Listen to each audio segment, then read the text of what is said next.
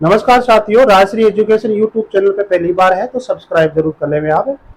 आज हम बात करते हैं संविधान के बारे में। संविधान कैसे बना उसके बारे में बात करते हैं और बात शुरू करेंगे अपन बी एन राव से। बी एन राव कौन थे? बी एन राव एक आईसीएस अधिकारी थे जिसको वर्तमान के अंदर अपन आईएएस अधिकारी कह सकते हैं। बी एन राव का संविधान बनाने में बहुत बड़ा योगदान था। हालांकि बी एन राव संविधान सभा के सदस्य नहीं थे, फिर भी संविधान सभा के अंदर संविधान सभा का कार्य क्या था? संविधान बनाना था। लेकिन संविधान बनाने के लिए इन्होंने क्या बनाया? संविधान का प्रारूप बनाया था। ठीक है, क्यों बनाया? क्योंकि 1946 के अंदर जब कैबिनेट मिशन योजना भारत आती है, 1947 इन 2 वर्षों के अंदर जो भारत की आजादी के समय जो वायसराय थे, भारत के वायसराय कौन थे? लॉर्ड वेवेल ये वायसराय थे। ये कई बार फर्स्ट ग्रेड के एग्जाम में भी प्रश्न पूछा गया है कि भारत की आजादी के समय भारत के वायसराय कौन थे? लॉर्ड वेवेल थे। यहां से प्रश्न उठा था, यह प्रश्न आया था। अब लॉर्ड वेवेल ने संवैधानिक सलाहकार किसको नियुक्त किया? संविधान सभा का बी एन राव को नियुक्त किया। किसको किया? बी एन राव को नियुक्त किया गया। जब चुनाव हो जाते हैं और संविधान सभा बन जाती है और 9 दिसंबर 1946 को सच्चिदानंद सिन्हा अस्थायी अध्यक्ष बनते हैं। 11 दिसंबर 1946 के दिन स्थायी अध्यक्ष कौन बनते हैं? स्थायी अध्यक्ष कौन बने? डॉक्टर राजेंद्र प्रसाद बनते हैं। तो डॉक्टर राजेंद्र प्रसाद जी को से बात करते हैं और ये कहते हैं कि मैं संवैधानिक सलाहकार हूं, मेरी नियुक्ति लॉर्ड वेवेल ने की थी, मुझे संविधान का प्रारूप तैयार करना है। तो डॉक्टर राजेंद्र प्रसाद ने कहा कि बहुत अच्छी बात है, आप संविधान सभा के अंदर जो संविधान बनेगा उसका प्रारूप तैयार कीजिए। अब प्रारूप तैयार किया तो कहते हैं कि बी एन राव जो है वो दुनिया के 60 देशों के अंदर गए और 60 देशों के अंदर जाकर उन्होंने 240 अनुच्छेद और कहते हैं कि 13 अनुसूचियां बनाकर, यानी 240 अनुच्छेद और 13 अनुसूची बनाकर ये एक प्रारूप तैयार कर देते हैं। संविधान का क्या कर देते हैं? प्रारूप तैयार करते हैं। समझ में आ गया कि 60 देशों में घूमे, 240 अनुच्छेद बनाया, 13 अनुसूची बनाई। इस प्रकार का एक संविधान का प्रारूप तैयार करके ये सौंप देते हैं किसको? डॉक्टर राजेंद्र प्रसाद जी को। डॉक्टर भीम और बी एन राव ये कहते हैं कि मैं तो संविधान सभा का कोई सदस्य भी नहीं हूं, मैं इस प्रारूप पर आगे विचार कर भी नहीं सकता, न मैं इसको आगे लिख सकता हूं, न इसमें कोई संशोधन कर सकता हूं। मैं तो एक प्रारूप तैयार किया है कुछ ऐसे अनुच्छेद जोड़कर दुनिया में घूमकर। तो बोले ये काम कौन कर सकता है? राजेंद्र प्रसाद जी कहते हैं ये काम कौन कर सकता है? तो बोले डॉक्टर भीमराव अंबेडकर जी कर सकते हैं। डॉक्टर भीमराव अंबेडकर जी को बंगाल की जेसुना खुलना जो सीट है वहां से चुनाव जिताकर यहाँ पे लाते हैं। लेकिन वो भी क्या है कि पूरी पाकिस्तान में चली जाती है। जब भारत का विभाजन होता है उस स्थिति में फिर बॉम्बे से वापिस वो जीतते हैं। MR जेकर क्या करते हैं? इस्तीफा देते हैं, उसकी जगह पर वो जीतकर आते हैं। ये बात हुई। अब डॉक्टर भीमराव अंबेडकर जी संविधान सभा के अंदर पहुंच जाते हैं और डॉक्टर राजेंद्र प्रसाद जी ने डॉक्टर भीमराव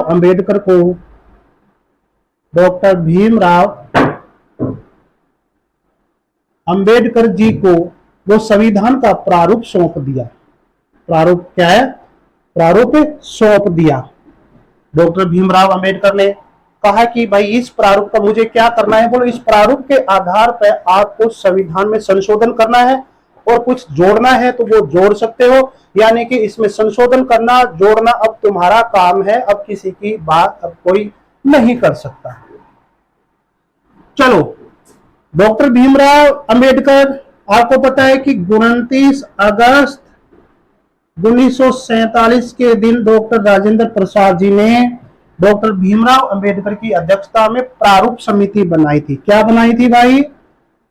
प्रारूप समिति बनाई, जिसको अपन पांडुलेखन समिति या ड्राफ्टिंग समिति भी कहते हैं, कई नाम है इसके। तो 29 अगस्त 1947 के दिन बनाई गई थी डॉक्टर भीमराव अंबेडकर की अध्यक्षता में। इसमें टोटल 7 सदस्य थे, वो मैंने आपको बता दिया पिछले वीडियो के अंदर। तो ये प्रारूप इनको सौंप दिया जाता है और फरवरी 1948 के अंदर एक तारीख आती है अक्टूबर 1948 और फरवरी 1948 से लेकर जो बीच का जो 8 महीने का समय है, उसमें इस प्रारूप पे क्या होता है, डॉक्टर भीमराव अंबेडकर जी ने कहा कि भाई मैं तो इसमें संशोधन बाद में करूंगा, पहले जनता की राय ले लेता हूं कि जनता की राय क्या है। संविधान सभा संविधान बना लेगी, अपन भी संविधान में कुछ लिख लेंगे, लेकिन जनता की राय जानना बहुत जरूरी है। अगर जनता की राय नहीं जानेंगे तो कल लोग ये कह देंगे कि डॉक्टर भीमराव अंबेडकर जी ने या संविधान सभा के लोगों ने ही संविधान बना लिया। इसलिए जनता की राय, जनता की जो मांगे है वो इसमें अपेक्षित है, इसमें करना जरूरी है, जोड़ना जरूरी है। इसलिए फरवरी 1948 के अंदर जो प्रारूप संवैधानिक सलाहकार बी.एन. राव ने बनाया था, वो प्रारूप जनता के सामने भेजते हैं डॉक्टर भीमराव अंबेडकर। 8 महीने तक भेजते हैं। कितने महीने तक भेजते हैं? 8 महीने तक भेजते हैं। सॉरी, 8 महीने के बाद अक्टूबर 1948 तक वो प्रारूप जनता के पास रहता है। जैसे कि ये अपना इंडिया है, ये अपना इंडिया है और संविधान सभा यहां थी, अपनी संविधान सभा। इस संविधान सभा से संविधान सभा का जो प्रारूप है वो बाहर निकलता है और भारत की जनता के पास आता है, भारत की जनता के पास आता है। और डॉक्टर भीमराव अंबेडकर ये कहते हैं कि मैं जो संविधान बना रहा हूं या संविधान सभा के सदस्य जो संविधान बना रहे हैं, उसके अंदर आपको यदि कोई संशोधन करना है या कोई सुझाव देना है या कोई अनुच्छेद आपको अच्छा नहीं लग रहा है उसको हटाना है, वो आप कर सकते हैं। तो जनता को इतना पावर दिया था कि जनता इसमें संशोधन करे। तो 8 महीने का टाइम दिया था। 8 महीने बाद में लगा कि जनता ने कुछ संशोधन किया है, तो डॉक्टर भीमराव अंबेडकर ने उसमें संशोधन किया। कुछ जोड़ने की आवश्यकता हुई तो जोड़ी। तो अंतिम रूप से अक्टूबर 1948 के अंदर उन्होंने जोड़ लिया और बाद में वो प्रस्ताव है, वो संविधान का जो प्रारूप था, वो अब संविधान सभा के अंदर डॉक्टर राजेंद्र प्रसाद के पास भेज देते हैं और ये कहते हैं कि मैंने अभी तक इसमें कुछ अलग से नहीं जोड़ा है, नहीं मैंने कुछ किया है, मैंने तो जनता की राय के अकॉर्डिंग, जनता के सुझाव के अकॉर्डिंग मैंने इसमें कुछ बदलाव कर दिया है। अब वो संविधान सभा के पटल पर पहुंचता है और संविधान सभा के अंदर इस पर 3 बार वाचन होते हैं। देखते हैं अभी डॉक्टर भीमराव अंबेडकर जी के द्वारा 8 महीनों के अंदर फरवरी 1948 से लेकर अक्टूबर 1948 तक 8 महीनों के अंदर जनता के सुझाव मांग लिए जाते हैं, जनता की राय ले ली जाती है। उसमें संशोधन करने के बाद में संविधान का जो प्रारूप है वो डॉक्टर राजेंद्र प्रसाद जी के पास जाता है और डॉक्टर राजेंद्र प्रसाद जी ने उसके ऊपर वाचन करवाने के लिए अब संविधान सभा के सदस्यों को कहते हैं कि आपको इसमें कोई कमी नजर आ रही है तो आप इसमें संशोधन बताइए, इसमें सुझाव दीजिए। जनता से हमने मांग लिया, उसमें डॉक्टर भीमराव अंबेडकर जी ने संविधान इसमें संशोधन कर लिया है। अब संविधान सभा के जो सदस्य है है वो इसमें संशोधन करना चाह रहे हैं, इसलिए वो वहां पे पढ़ा जा रहा है, उसका वाचन होता है। तो इतिहास कहता है कि उस प्रारूप संविधान पर 3 बार वाचन होता है। एक बार होता है 4 नवंबर 1948 से लेकर 9 नवंबर 1948 तक, टोटल 5 दिनों तक ये वाचन चला इसके ऊपर। तो इसमें हुआ क्या कि इस दिन संविधान को, यानी कि 4 नवंबर 1948 को प्रारूप संविधान को, या हम ये कह सकते हैं कि संविधान को पहली बार संविधान सभा में पढ़ा गया था। संविधान के प्रारूप को पहली बार संविधान सभा के अंदर कब पढ़ा गया? 4 नवंबर 1948 के दिन। पहली बार जब वाचन हुआ था तो लोगों ने इस पर विचार विमर्श शुरू किया था। लोगों को समझ में नहीं आ रहा था कि इसमें आखिर क्या कमी है, क्या इसमें संशोधन करना है। लोगों का दिमाग ही काम नहीं किया उस समय। ठीक है, विचार विमर्श होता गया, चर्चा होती गई, लोग अपने घर पे चले जाते हैं 9 नवंबर 1948 के दिन।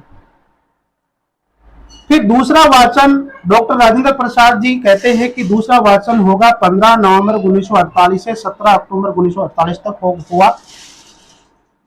तो अब दूसरे वाचन में लोगों के समझ में आया कि अपने को इसमें संशोधन करना है, क्या करना है क्या नहीं करना है, तो वो अपन करेंगे। तो यहां पर संविधान, जो प्रारूप संविधान था, इसका वाचन हुआ। लेकिन कैसे? यहां पर जैसे हुआ था वैसे नहीं हुआ। यहां तो पढ़ा गया था पूरा, क्या लिखा हुआ है क्या नहीं लिखा हुआ है, ऐसे। यहां पर खंडवार मांग की गई कि इस संविधान का खंडवार वाचन हो, कौन से खंड में, कौन से अनुच्छेद में क्या बात छुपी हुई है, हमें समझाइए। तो डॉक्टर भीमराव अंबेडकर जी ने यहाँ पर इसका खंडवार वाचन किया। धारावार, यानी कि जो धारा बोलते हैं, है ना, अनुच्छेदों को धारा भी कहते हैं, धारावार और अनुच्छेदवार इसमें क्या हुआ था? वाचन हुआ था। और बहुत सारे अनुच्छेदों की कमी नजर आई कि हमारे संविधान के अंदर ये कमी है, तो और नए अनुच्छेद बनाए। जो बी एन राव ने जो संविधान का प्रारूप बनाया था, उसके बाद डॉक्टर भीमराव अंबेडकर जी ने संविधान सभा के अंदर नए अनुच्छेद, नए धाराएं, नई अनुसूचियां जोड़ी। ठीक है, अब यहां पर कहते हैं कि जो संशोधन आए कि इसके अंदर संशोधन होना चाहिए 73 7673 कहते हैं कि इसमें संशोधन करने की बात आई थी। लेकिन डॉक्टर भीमराव अंबेडकर जी ने इसमें संशोधन कितना किया? 2473 ऐसा संशोधन हुआ। तो कुछ तो संशोधन हुआ। तो यहां पर आपसे पूछा जा सकता है कि संविधान का धारावार, खंडवार अनुच्छेदों का वाचन कब हुआ? 15 नवंबर 1948 से 17 अक्टूबर 1948 के बीच में। चलो हो जाता है, और संशोधन भी जोड़े जाते हैं और ये हो जाता है। उसके बाद में तीसरा वाचन होता है 14 नवंबर 1949 से लेकर 26 नवंबर 1949 के दिन। सॉरी, 14 नवंबर 1949 के दिन डॉक्टर राजेंद्र प्रसाद क्या कहते हैं कि अब हम संविधान के तृतीय वाचन को आरंभ करेंगे। ये आपसे पूछा जा सकता है कि ये कथन किसका है? डॉक्टर भीमराव अंबेडकर जी का है या डॉक्टर राजेंद्र प्रसाद जी का है? तो ये है डॉक्टर राजेंद्र प्रसाद जी का। क्या कहते हैं? अब हम संविधान के तृतीय वाचन को आरंभ करेंगे। जब आरंभ शुरू करने लगे तब डॉक्टर भीमराव अंबेडकर जी एक प्रस्ताव बनाते हैं, प्रस्ताव लेकर आते हैं कि हम शुरू कर रहे हैं। लेकिन शुरू करने से पहले मैं एक बात कहना चाहता हूं। क्या कहना चाहता हूं वो देखिए। अंग्रेजी में बोली उन्होंने, क्योंकि वो तो बहुत भाषाओं का विद्वान थे अम्बेडकर जी, बाबा साहब अम्बेडकर जी बहुत सारी भाषाओं के विद्वान थे। तो अंग्रेजी में क्या कहते हैं? The constitution as settled by the assembly by passed. इसका हिंदी में क्या अर्थ होता है? डॉक्टर भीमराव अंबेडकर जी क्या कहते हैं कि संविधान को संविधान सभा ने जिस रूप में स्वीकार किया है, यानी कि आज स्वीकार किया जा रहा है 26, यानी कि इस तृतीय वाचन के अंदर जिस प्रारूप को यहाँ पे भेजा गया था, उसी प्रारूप को संविधान सभा क्या कर रही है? स्वीकार कर रही है, पारित कर रही है। देखिए दोबारा से, संविधान को संविधान सभा ने जिस रूप में स्वीकार किया है उस रूप में ये पारित किया जाए, ऐसी अम्बेडकर जी की क्या थी, मांग थी। अब इसके बाद में इसमें संशोधन नहीं किया जाए। अब संशोधन करे तो कर सकते हैं, लेकिन ऐसा उन्होंने प्रस्ताव रखा था। अम्बेडकर जी कह रहे थे कि मुझे पर्याप्त लग रहा है कि अब संविधान में कोई संशोधन नहीं होना चाहिए, जो स्वीकार कर लिया वो पर्याप्त है और आपकी मर्जी है करो तो, लेकिन उसके बाद में नहीं किया गया। अब आपको पता है कि 26 नवंबर 1949 के दिन क्या हुआ, भारतीय संविधान के 16 अनुच्छेद लागू होते, वो आप आगे देखते हैं, स्क्रीनशॉट ले लीजिए आप। अब बात करते हैं कि संविधान का शीर्षक क्या है, टाइटल क्या है, आपसे पूछा जा सकता है। बहुत सारे कॉम्पिटिशनों में पूछा जाता है कि संविधान का टाइटल शीर्षक क्या है, तो ये है भारत का संविधान। भारत का संविधान ये इसका टाइटल है, शीर्षक है भारत के संविधान का। ये बात कौन से अनुच्छेद में है, 393 नंबर के अनुच्छेद के अंदर है। अब बात करें कि भारत का संविधान 26 नवंबर 1949 के दिन आंशिक रूप से लागू हुआ था, जिसमें 16 अनुच्छेद लागू हुए थे। प्रारंभ में यह बात थी कि संविधान को हम 26 नवंबर 1949 के दिन संपूर्ण रूप से लागू करेंगे, लेकिन बाद में यह पता लगा कि इस 26 नवंबर का कोई ऐतिहासिक महत्व नहीं है, इसलिए कोई बात नहीं, आज हम 16 अनुच्छेद ही लागू कर रहे हैं, लेकिन संपूर्ण रूप से संविधान को लागू करेंगे वो करेंगे 26 जनवरी 1950 से, क्योंकि 26 जनवरी 1930 के दिन पूर्ण स्वराज्य की मांग के आधार पर हमने रावी नदी के तट पर लाहौर में स्वतंत्रता दिवस मनाया था। तब 26 जनवरी 1930 के दिन, उस ऐतिहासिक दिन को याद रखने के लिए हमने 26 जनवरी 1950 के दिन हमारे संविधान को हमने लागू किया। तो ये बात है। अब 26 नवंबर 1949 के दिन आंशिक रूप से ये संविधान लागू होता है। 16 अनुच्छेद लागू होते हैं, 5, 6, 7, देखो 5, 6, 7, 8, 9, 60, 324, 366, 367, 379, 380, 388, 391, 392, 393 और 394। ये टोटल कितने अनुच्छेद है, 16। देखिए 1, 2, 3, 4, 5, 6, 7, 8, 9, 10, 11, 12, 13, 14, 15, 16, ये 16 अनुच्छेद लागू होते हैं। जब ये संविधान यहां पर लागू होता है तो उस समय लागू होने से पहले 299 सदस्य थे संविधान सभा के, और 299 सदस्यों में से 284 सदस्यों ने इस पर साइन किया था। डॉक्टर भीमराव अंबेडकर, ये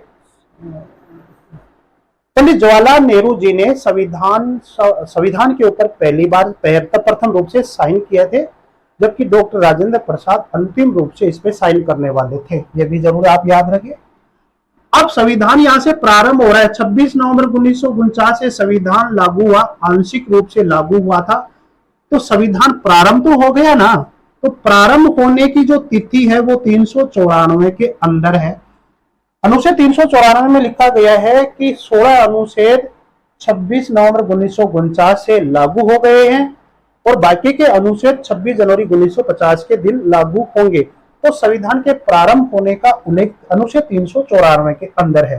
क्या लिखा हुआ है इसमें, संविधान के प्रारंभ होने का उल्लेख किया गया है, ये जरूर याद रखें। और बाकी के अनुच्छेद जो है बच गए वो 26 जनवरी 1950 के दिन लागू होंगे। ये बात 394 के अंदर है, यानी प्रारंभ होने का, संविधान के प्रारंभ होने का उल्लेख 394 के अंदर है।